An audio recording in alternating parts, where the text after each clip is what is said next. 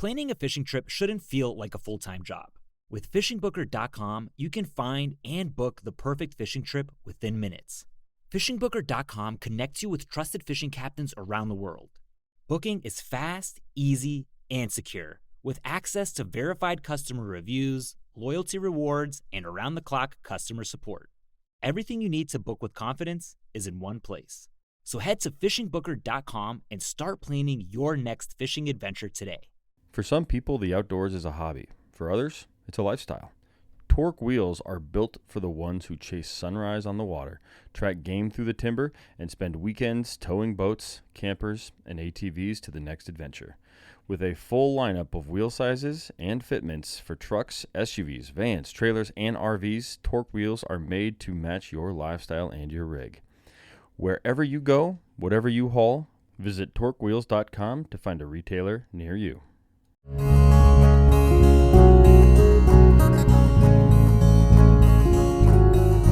Welcome to the Casting Across Fly Fishing Podcast. I'm Matthew of castingacross.com, where I explore the core and culture of fly fishing. This is the 405th episode, and it is the latest installation in the Cast1 series. This is a series that has two main audiences in mind. The first is the person who's interested in fly fishing or the person who's just getting started in fly fishing.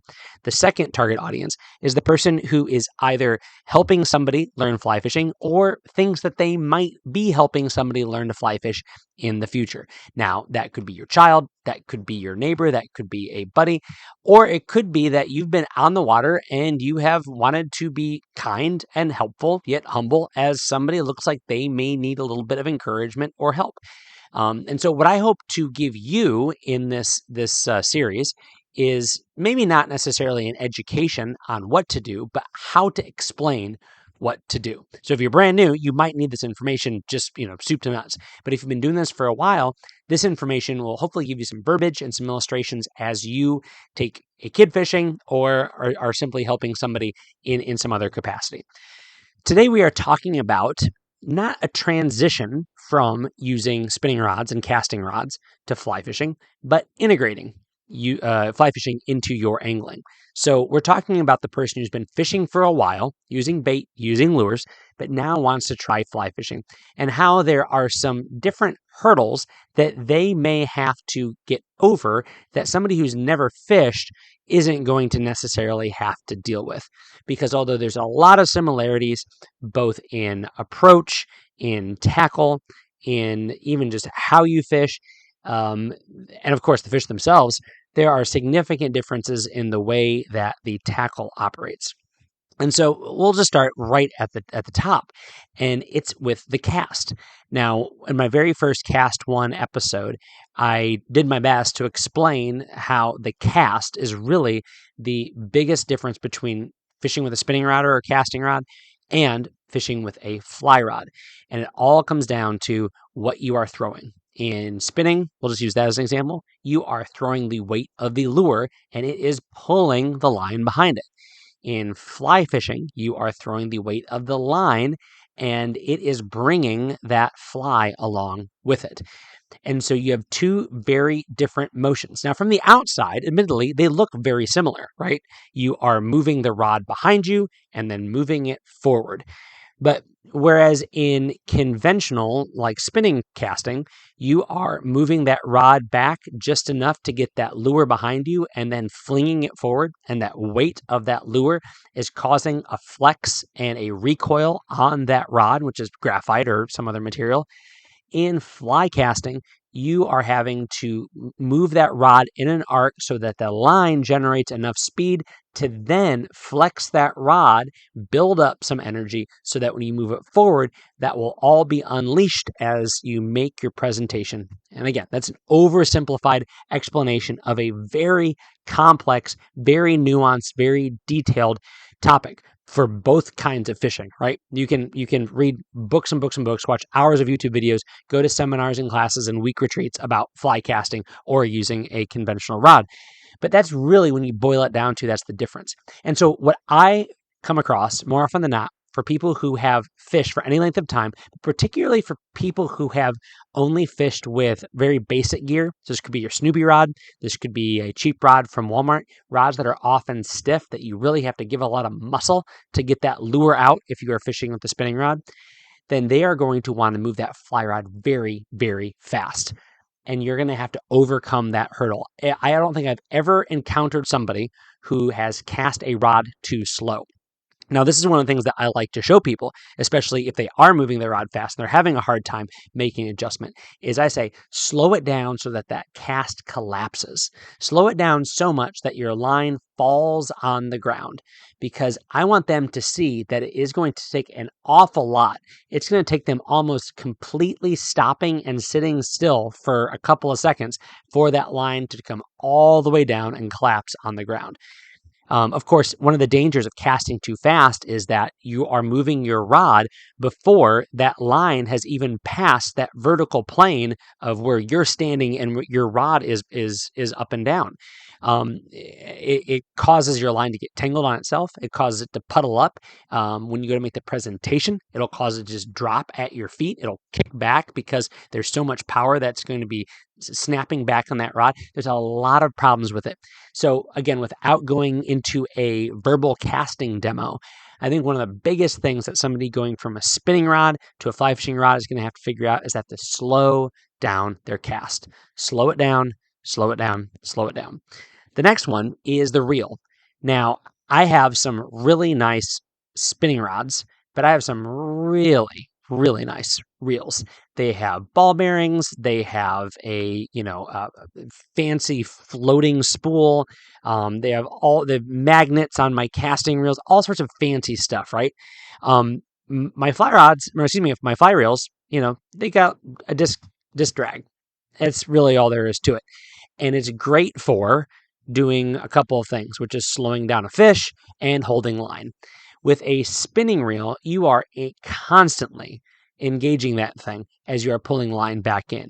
Your retrieve is being accomplished by your reeling of your line and taking in the slack if you make any sort of action with your rod tip.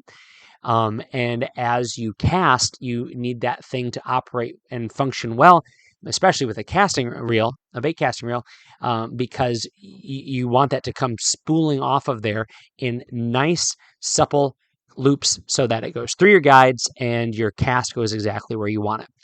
With fly fishing, you don't have to do that. Your line is not going to be coming off of your reel while you're casting.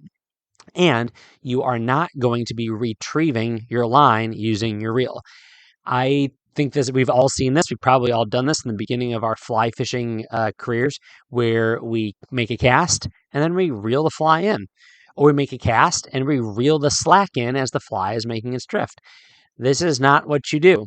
Especially in trout fishing, it's only the larger fish or the cumbersome circumstances that demand using that reel to pull the line in. When I'm fishing smaller streams, I'm fishing mid-sized creeks, the only time I use that reel is to get the slack line in if I'm changing kind of the length of my cast, or it's when I am getting ready to go fish somewhere else and reeling my line in for that moment. I'm going to fight most of my fish by pulling that line with my offhand. I'm a right-handed caster, so with my left hand.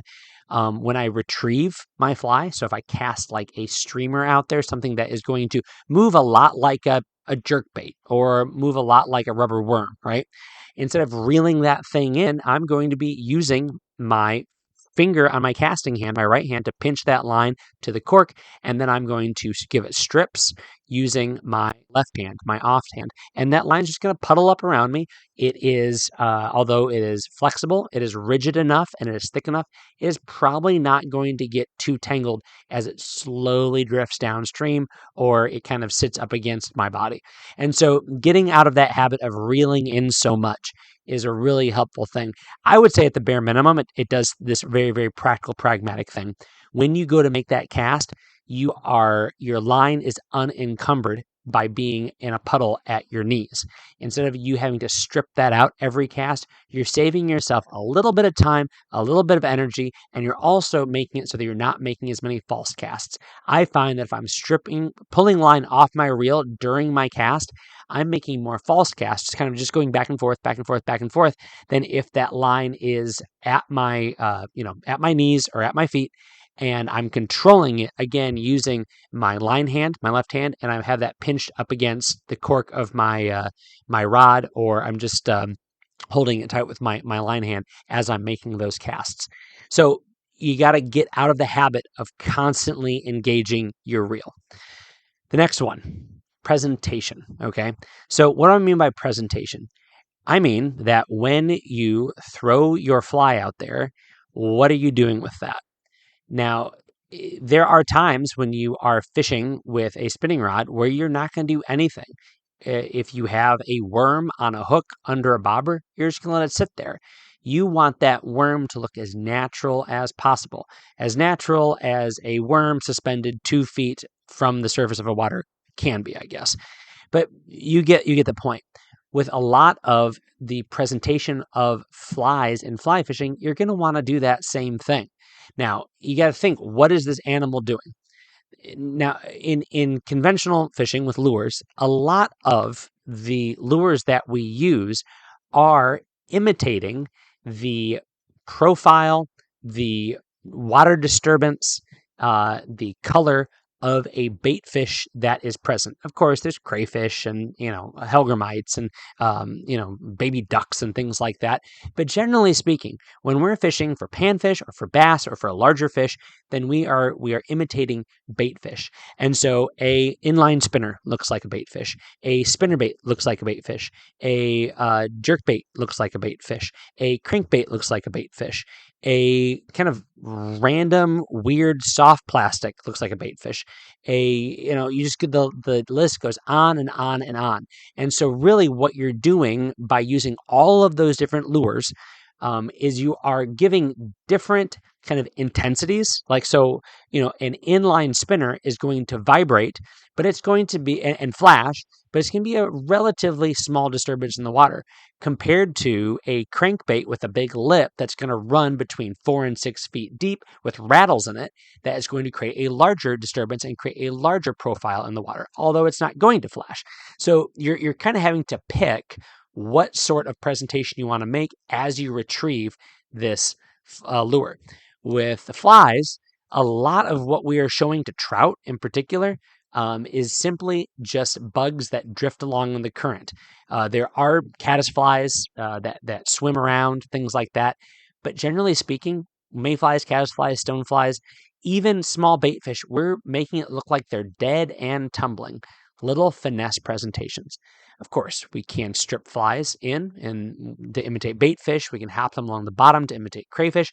We can do anything pretty much, especially when you talk about larger fish, bass, toothy fish like muskie and pike, saltwater. We can do anything that can be done with a conventional lure. It just is going to look a little bit different in the execution. Like we talked about a moment ago, we're not reeling it in, we are stripping it in. And so thinking about the presentation, thinking about what is this fly going to do? How is it going to interact with the water? If my line is floating, this fly is not going to move down in the water column. It's going to have a propensity to move up in the water column. Of course, you can get different lines to mitigate that, but if you're just starting off, the chance is that you got a floating line. And so your retrieve may have to be slower. It may be that you have to keep your rod tip lower to the water. It may be that you have to use a weighted fly in a way that with conventional lures, there are compensating lure components that get that fly down. So just paying attention to where is this fly and doing some problem solving. If I want this thing 2 feet down, but it's skimming just below the surface of the water, that is where I might have to add some weight or something like that. It might not be about changing lures. It might simply be about changing weight, adding a little bit of split shot, or switching over to another line. So presentation is something that it isn't necessarily about just changing lures like you might with conventional. tackle, but it could be about adding some things to that lure, or excuse me, to that fly, what you're already fishing with, that is going to get it where it needs to go.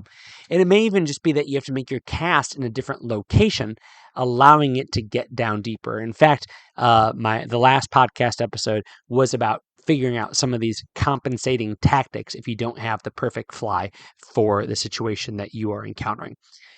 Depth is the next one, and this is one of the things that I talk to people about a lot, especially when it comes to warm water fishing or up here in New England. A lot of our late spring and summer trout fishing on still waters has to be done deep. And the reality is it's not necessarily an easy thing to do. It is going to take a lot of time. And whereas if you cast a jig, like I was doing last night for crappie, you cast a jig using a spinning rod out and you let that thing sink and you keep your reel in free spool, that lure is going to drop down with only a little bit of swing back towards you because of the resistance that free spooling line is creating in the water. It is going to drop down relatively in a straight line, straight down. That is not the case when you cast a fly, even if that fly is very heavily weighted, because the tip of your line, the tip of your rod is what's going to be holding the tip of your line to a certain degree. That fly is going to swing back towards you. So it seems like a relatively niche conversation to be having, but it's important to acknowledge that when you're trying to fish at depth, you are going to have to compensate, cast out further than you want to be, and again, make those modifications like I mentioned earlier, adding a little bit of split shot or utilizing what's called a poly leader. These are great little tools that I don't think we talk about enough, but they're little like 3-foot sections of weighted material that go in between your fly line and your leader that turn your floating fly line into a sinking fly line. They are fantastic for really fast moving water, for really deep water, or for still water. All right. Only a couple more things I'll talk about as we are winding down here in time. So we talked about how the cast is something you're going to have to figure out, how the reel is going to be some habits you're going to have to break yourself of. The presentation is a completely different animal, just in execution, not in the way it looks. We're still trying to imitate bait fish if we are fishing for fish that are predatory. The depth is really a big consideration to think about, even just because, and I'm backtracking a little bit, even just because the thickness of that fly line, that PVC coated core, is going to want to rise up faster than monofilament or fluorocarbon or braid is going to. All the conversations that you have if you are fishing a spinning rod or a bait casting rod about what mono and fluoro and braid do in the water relative to casting and retrieving. Fly line is like 3 standard deviations outside of those things in the way that it behaves in the water because it is significantly thicker than even your thickest mono is going to be in most circumstances. All right. Anyway, 5th, landing a fish. This is where that longer rod is going to create some new fun difficulties. If you have always, reeled that fish in, kind of pulled it in relatively quickly, fast, like a bass angler might do in a tournament, because you are using braid that's rated at like 50 pounds, or you're using 20-pound mono, you're going to have to change your approach a little bit. The size of the fly is going to a certain degree, dictate the pound test that you use. So if you're fishing for trout, whereas you might be using 6-pound test or 8-pound test with small lures if you're using a spinning rod, the small flies, especially those that imitate the insects, whether they're on the top, which we call dries, or under the surface, which we call nymphs or wets, that's probably going to be dropping down to something more like 3.5 or 4-pound test. So you can't necessarily haul in a fish that fast. The same thing is true, but to a lesser degree, if you're catching the warm water fish or you're catching the saltwater fish. You're not going to be using the super, super heavy duty line that you might be using if you're retrieving a lure very, very fast. Now, don't get me wrong. I'm still fishing 12, 16, 20-pound test when I'm fishing for stripers, using a shock tip or a wire leader when I'm fishing for bluefish. So it's not as like you're going to have to finesse this thing and fight it for an hour and a half. But between those lighter materials and the fact that you probably have a 9-foot rod that fish is not going to be, coming right up to you. You're going to have to be a little bit creative. And this is something that I've had to walk people through. I've had to net their fish for them because basically you can't reel that thing all the way up to the tip top of your rod. And also, you just have to figure out how the angles work. This is an underappreciated skill within fly fishing. If you're wading waist deep and you catch a decent sized fish, how do you have a 9-foot rod with a relatively delicate leader and a big fish flopping around at the end of it? How do you get that thing up to your net? If you've been fishing for a long time, you understand it so much that it is just second nature. This is how I land a fish. But the first time you tangle with a 16-inch trout with a 9-foot rod on a 5X tippet, it is a relatively daunting and potentially disappointing situation for somebody. And so it really is about using that rod to your advantage, understanding the angle. It's almost like that's how we got the name of this. Understand that angle from that bent rod to your rod tip to that fish so that you can drag it into position so that with your outstretched arm and a net, you can land it. And this is why fly anglers almost always have nets on them. It's not because we want to spend $100 more, although a lot of us do, on another piece of equipment. It's that it is necessary to land a fish and land a fish safely and land a fish well. It's not even easy to necessarily lip a bass with that 9-foot rod that you're holding, really equal with your ear, and then trying to manage with that long leader, and try to grab that fish as it's still. Hopefully, you've reeled it in quick enough, you've played it quick enough that it's not laying there prone in the water. It's still thrashing around a little bit. So that's again an equipment thing. Why do we have nets? It's easier to land a fish that way. Doesn't mean that you can't just pop out the fly with your thumb and forefinger. Doesn't mean you can't lip a bass. It doesn't mean you can't do a number of things. But there are a lot of situations where that longer rod and that more fragile tippet or leader are going to make using a net the best option. Last one, and I've probably been guilty of this in these last 20 minutes, is the terminology. There are so many things in this kind of fishing, in fly fishing, where we use weird language. We talk about tip flex, mid flex.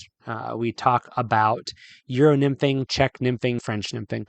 We talk about tippets and leaders, and you know what a leader is, but it means something different and something essential in here in fly fishing. We talk about rigs, and it usually has very little to do with your rod and reel and everything to do with having 2 or 3 flies on the end of what you are fishing with. When we talk about strike indicators, we mean boppers. There's a lot of terminology that you can figure out. And actually, I say that would be a fun podcast where I can go through, talk about some of the silly names fly anglers give relatively mundane things to give us an air of superiority, or just because it's where it's fallen in the vernacular. But it's nothing to be intimidated by. That's one of the great things about knowing people. That's one of the great things about having a cell phone and a search engine. You can figure these things out. Nothing is too abstract. I would say that having fished all sorts of ways for 30 years now, fly fishing is less complicated in a lot of ways than I would say even ice fishing. And that's not to disparage ice fishing, but there's just a lot of complexity in a relatively simple, jig this thing in this hole. In fly fishing, it's a little bit more straightforward than that, I think, for its most basic level. All right. Is there a part of fly fishing that you found particularly challenging that when you started doing it after you've been fishing for years and years using a spinning rod or a bait casting rod? Let me know. Matthew at castingacross.com. I would love to hear some real world examples or even some real world questions. And then again, if that's the case, Matthew at castingacross.com. I will do my best to get back to you relatively soon. This week on Casting Across, Monday's article is called Pride in Cheap Fly Fishing Gear, in which I talk about some of the very, very cheap, not inexpensive, but truly cheap equipment that I have fished with and that I still fish with. Anyone who says, oh, you talk about expensive stuff, well, they're not wrong, but I have no problem talking about cheap stuff as well. So check out that article and hear about my $5.99 sunglasses that I was a serial purchaser of. Wednesday's article was Video, Fly Fishing Gear When Big or Small is Just Right. And here I use 2 cool pieces of equipment. One is a pair of forceps and one is a pair of pliers to illustrate how sometimes it's okay to have multiple versions of the same thing and it not be a matter of just buying gear to accumulate gear or being conspicuous in your consumption. This, of course, can apply to forceps pliers, but this can also apply to rods. It can apply to boats. It just depends on who you are and really a good use of your space, time, and resources. So check out that video, and you'll also see a review for these pairs of pliers that I talked about in this video. And this week's podcast recommendation is the Apex HD pliers from Loon Outdoors. The Apex HD pliers from Loon. Now, I keep saying the name over again. It's not a sales pitch. It's a recommendation, right? These pliers, they are a pair of premium fishing pliers. Something that I mentioned on the video is I tried the ones you get on Amazon for like $35. And after a few seasons, actually after a few months, their stainless steel jaws get awfully stained, get pitted if I'm using them in the salt. These seem to be holding up really well. They come with a nice hard nylon holster. They do a great job of cutting braids and fluoro and mono and wire leaders with the tungsten carbide clippers that are on them. The jaws are replaceable. They're ergonomic. They're lightweight. I like the holster. I like that they are tethered to the holster. But if you want a nice pair of fishing pliers, check out the Apex HDs from Loon Outdoors. And if you know somebody who kind of has everything, this is a great thing to get for them because I guarantee you somebody who has everything they need is probably not going to want to spend $100 on a pair of pliers, but they'd be happy to have them and to use them. So I'll put a link for these pliers from Loon Outdoors on this podcast show notes at castingacross.com. Thanks for listening to the Casting Across Fly Fishing Podcast. Please subscribe to your favorite podcast app and rate the podcast on Apple Podcasts and Spotify. Then head over to castingacross.com for 3 posts a week on the people, places, and things that go into the pursuit of fish.